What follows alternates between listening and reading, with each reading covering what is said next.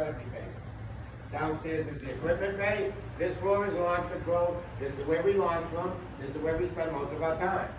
The last thing a crew needs to worry about is a shock wave. A nearby detonation is going to create this incredible earthquake. It's going to make the land above our heads look like waves on the ocean. We need to survive that. Everything critical to launching this missile, the people, the equipment, the missile itself, all on giant springs and shock absorbers. Shock isolation, you'll see it everywhere down here, including all 3 floors of this building. We crossed the bridge to get into this room. We're not attached to the walls, we're just hanging here by either these massive springs around the room. So in case of that shock wave, the ground around us and the shell of the building itself can all move up and down 1.5 feet, a foot side to side, and we should just hang here safe in our little cocoon. There's 4 crew members, 2 officers, 2 enlisted people. We're here for the next 24 hours. That's our shift. We call it an alert. It's our job while we're down here to decode secret messages, monitor and maintain the missile in the complex, troubleshoot any problems that arise, keep this place in a state of readiness. The missile has to be ready to fire every second of every day. The first crew member is the Missile Combat Crew Commander. You're going to be a captain in the Air Force today. You're responsible for all of us and all of this for the next 24 hours. And you have the weight of the world on your shoulders. If that order comes through to launch, it's up to the captain here to make sure we launch. We went through extensive psychological testing. We met monthly with our psychiatric teams to make sure the 4 of us coming down here were stable enough to be here and willing enough. But they were dealt. The Air Force had them. Even the crew members had them whether they would go through with it. So 2 of us carried guns. If 1 or 2 of us tried to stop the others from launching, we'd shoot them. Drag them out of the way, carry on with the launch. That's your job, Captain. You're the Deputy Missile Combat Group Commander, 1st or 2nd Lieutenant in the Air Force. You're our communication officer. You have 4 different kinds of radios connected to 7 different antennas up top that I'll point out later. Redundancy. You can't get the order to launch, why would you even go? You're also the safety officer. Anytime anyone's out in that silo, you need to keep track of where they're on that board in case there's an accident or we get the order to launch. We can't launch if you're out there, you won't survive. We gotta get you back in here. Your most important job is taking care of that clock. There's no wires going to it. It's not electric. Electric clocks are not reliable enough for our needs. It's an 8-day wind-up chronometer. It's the finest of its kind. It's been running since 1963. Deputy on duty every Sunday morning winds that clock. Twice a day, every day, you synchronize that with the atomic clock that's in Boulder, Colorado. Your clock can never be more than 1 second off. That's your launch clock. Launch clock is set to Zulu time. Zulu time is 7 hours ahead of our lunch clock or our local time. You ever hear of Zulu time? Greenwich Mean Time, the zero meridian, where the time zones start. We use it, our allies use it, and the space station uses it. It avoids confusion during military operations. We don't need to worry if it's AM, PM, daylight savings time, because it's the same time for all of us, no matter where on earth we are. And right now it's 5:15 in the afternoon, for everybody. On military terms, 1,715 hours. No confusion. The last 2 crew members are the enlisted people, the workers down here, the most technically trained people on the crew. The 2 of us spent over a year in missile school before we ever set foot in a silo, twice as long as our officers here. We had to learn everything about this place. The first one is the MFT, or the Missile Facilities Technician. They take care of the facilities. They're going to keep us alive. They're going to keep that missile alive. There's 9 floors out there jam-packed with anything you think a liquid fuel rocket could need. Hydraulics, pneumatics, sewage, water, power, air conditioning, heating, electrical, and plumbing. Takes care of all that stuff like a jack of all trades. Now the big step forward in technology between Titan I and Titan II was the fuel. Titan I ran on cryogenic fuel, liquid oxygen, liquid hydrogen, which a lot of rockets do. The problem with that fuel for an ICBM is that it boils away at 300 degrees below zero. You can't keep the rocket fueled and ready to go because there was no way they could keep it that cold. So they came up with a new fuel called hyperbolic. It's a lot more toxic. It's incredibly deadly. It's the scariest thing about this job. It's scarier than that bomb out there. But we only need to keep it at 60 degrees, and this missile can sit out there fueled up indefinitely, ready in about a moment's notice. The MFTs want to make sure it stays at 60 degrees. The last crew member is the BMAT, the Ballistic Missile Analyst Technician, the computer expert, the electronic technician on the crew. The BMAX, the crew member with the most schooling, is considered the smartest person on the crew.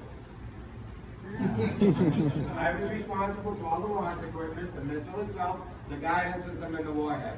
My job was to make sure the rocket worked. Sat out there for 20 years in that garage. Put your car in the garage for 20 years, go back and give it a shot, see how you make out. We can't try it, test it, or start it, because if we start those engines, we just started World War III. But from here I can test everything but the engine. My main job on this crew is during a launch. If something goes wrong, it's on my shoulders. You run down that cableway, figure out what went wrong, fix it, make it launch, or die trying, whichever is going to happen first. Some of our equipment. This runs the facilities. My launch equipment. The breakers for everything below ground. This is called the MGAP, Missile Guidance Alignment Checkout Group. This is the interface with the guidance computer that sits on the missile. This thing tells the missile, 1, where it is, and 2, where it's going to go. In order to hit a target somewhere in either China or Russia, that missile has to know where true north is at all times. The MGAP is what tells it. This is the enunciator panel. You'll hear that in a few moments. That's our security system. I told you, the only camera on the property is watching that phone up in the cage to make sure nobody has a gun to the commander's head. There are no cameras up topside, and there's no security up there either. All we have is these things called tipsies, upward down later, Doppler radar. Sort of like what opens the door at the market these days, only instead of a beam of light, it's a radio beam. Across the radio beam, all the alarms go off. There's 8 of these that guard the silo closure door. There's 2 that guard our air supply. Someone crosses that beam, the alarms are going off, that big gray thing back there in the corner. That's called the blast valve. That's connected to our only air shaft. That thing is going to slam closed, cut off our air, so nobody can kill us while we're down. It also slams closed during launch, or if it detects a nearby detonation to protect us from the radiation. We're not a submarine. We don't manufacture air. When the valve closes, all we have left to breathe, whatever's left in here. These alarms go off, deputy gets on the horn, calls the base, they send out a roving 2-person team to see what's happening. No questions asked, use the deadly force.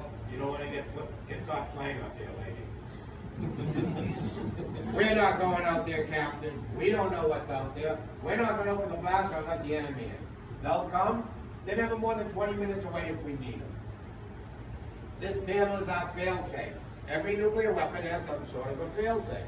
A couple of years into the program, the Air Force realized anybody could have launched this thing. Accidentally, crews that went crazy, or crews that have been infiltrated. So they put this in. It's called the butterfly control valve lock. It's just a combination lock. It's connected to this. This is a cutaway of a butterfly valve. It just butterflies open and lets the fuel flow. There's 4 of these on the first stage engine. 2 for your oxidizer lines, 2 for your propeller lines. Now I said it was hypergolic. Hypergolic means ignites on contact. We don't need a fuse, a match, or a spark plug to light our rocket off. When this gets a signal, these 4 valves swing open, those 2 fuels mix, there's an instant explosion, and we get liftoff. Yeah. One of them has a locking mechanism connected to this. If this one can't open, none of them can open. If they can't open, you can't launch. If you think you're going to go start World War III all on your own someday, run out there, try to manually make it open, it has an explosive housing, this will explode, it will melt closed, that rocket will never launch. After that, it's useless. Like a big giant paperweight at that point. The only way to ever get this valve to open is to put that combination in. The captain doesn't know the combination. You don't know it, do you? Deputy doesn't know it, and the base doesn't know it. Only Strategic Air Command knows it. You'll only ever see that combination if the Soviets have already launched a nuclear strike against America and we've been ordered to retaliate. There's 17 million possible combinations, Captain. Are you going to guess that? No. Good answer. Because if you try on the 6th rocket attempt, that's going to melt down, never to work again. We're no longer in a state of readiness. You're no longer a captain in the Air Force. We didn't go near this thing. It had a seal. It's the only thing connected to the outside world. This place is unhackable. But if we touch a dial, the base knows it, you're in trouble. Typical day of work, 7 in the morning. All the missile crews meet at this top secret bunker on the base in Tucson. They give us a top secret briefing. They're going to talk to us about anything going on around the world they think we need to know about. Troop movement, military buildup, or political problems. This morning, our Minutemen crews are being briefed on what's happening around the Ukrainian war, where all the Russians are moving around to. They're also being briefed on the fact that Putin has raised his nuclear alert status to the highest level it's been at since 1962 during the Cuban Missile Crisis. The reason these silos were built. Folks, the world hasn't heard rhetoric like this in over 60 years. Now, America didn't want to follow suit and escalate this to an actual nuclear war, so we raised our defense condition from DEFCON 5, which means peacetime. America's up to DEFCON 3 right now, which is like a yellow light. Europe's already up to DEFCON 2. DEFCON 1, imminent nuclear war. We're more than halfway there right now. Last 10 minutes of every meeting, they would show us movies of the Soviets launching and detonating their newest nuclear weapons. Kind of put us in the mood for work that day, right? Jump in our trucks, drive up to the silos, the place the crews over there for 24 hours. They take our truck, they drive back to the base, and we seal ourselves in for 24. First thing we do, we check everything. We go through this place with a fine-tooth comb. It takes 4 hours. 12 hours later, we get up and we do it all again. Twice a day, every day for 20 years, this place has gone through head to toe looking for problems. That'll chew up 8 out of our 24-hour shift. Gives us 16 to go. You'll see signs painted on the walls around here. No loan zone, SAC, 2-man policy. You ever hear of the buddy system, for like swimming or something? This is the buddy system for working with nuclear weapons. It's about safety, it's about trust. I'm watching you, lady. You're watching me. If you go back there, Captain, you go with them. Someone goes out that blast door, someone's in your hip pocket right next to you. This room is manned every second of every day for 20 years by at least one officer, one enlisted person, always 2 people in here. Can't have anybody sabotaging it, stealing and selling our top secret information to the Soviets, or worse, one of us goes nuts, wants to end the world, and they try to give it a little push. We can't have that. We watch each other. It's like a fishbowl down here. Only place you're ever allowed to be alone is up in the crew's quarters. We each have 4 hours. We can go take a nap, cook ourselves something to eat, or just get away from the stress, the tension, and the noise of this room for a little bit. Say it's 3 or 4 in the morning. We've been on alert down here for 20 hours or so. We're sealed in. There's no radio, there's no television, and there's no news. When we lock the door behind us, we've locked out all access to the world. We have no idea what's happening up there anymore. They keep us in the dark. All we know is what the Air Force may tell us come through these 2 speakers connected to all your radios. Top speakers connected to Strategic Air Command Headquarters in Omaha, Nebraska. The bottom speakers connected to the 15th Air Force Headquarters in Riverside, California. If the Soviet Union launches a nuclear strike against America and destroys that base, well, we'll get the message from the other base. If they destroy that base too, wipe out Washington, D.C., kill the president, there's a flying command post, codenamed Looking Glass. We refer to it as the Doomsday Plane. Every second of every day, there are generals and admirals in the skies over America, safe from a nuclear attack, that can give us the orders to retaliate and the combinations we need to launch. They're always up there, folks. They're up there right this second. Strategic Air Command. They're in charge of all our nuclear deterrent forces. Doesn't matter what branch of the service. So when they send out a message, it goes out to all of us at the same time. The Titan IIs, the Minutemen missiles, the B-52 bombers, and all the nuclear submarines. Message may be for one of them, may be for us. It could be a test. It could be a simulated launch. It could be the real deal. You don't know. They all sound the same. So until we get that message, write it down and decode it, we're not sure what's going on. But the crews are trained to believe when you hear this message you're about to hear, it means it could be World War III. You better bang on it, drop your door, get to the control center, and decode that message. First thought goes through a 19-year-old kid's mind when that thing goes off, oh my God, this is it. Every time that thing goes off, you jump right out of your skin, and your first thought is, this is it. I won't kid you, it can be an incredibly boring job at times.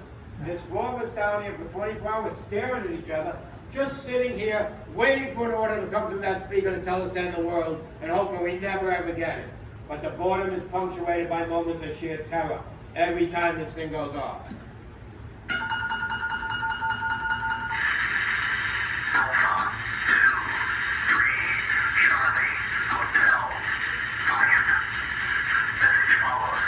That is the preamble to an emergency action message. All your radios are going off. Captain has a top secret emergency action message book, so does our deputy. Crack it open, there's a form in here, and they each have a grease pencil. They're going to read off a 41-character message. You're both going to copy it down in your books. Then you exchange your books. They repeat the message. You copy it down again. Then you put the 2 books together and you make sure you copy down the same exact thing. When it comes to nuclear weapons in America, 2 people have to agree to do anything. Not even the president, thank God, will not make a crazy decision on his own. People have to agree with them. It's part of America's checks and balances. Unfortunately for America and the rest of the world, Russia doesn't necessarily have that same deal. If Putin decides to launch this afternoon, do you think there's anybody there that can stop him? We're going to decode this, see what they're telling us. Unfortunately for us today, I guarantee this is the message that no crew member ever wanted to receive. This is the real deal. We've been ordered to launch.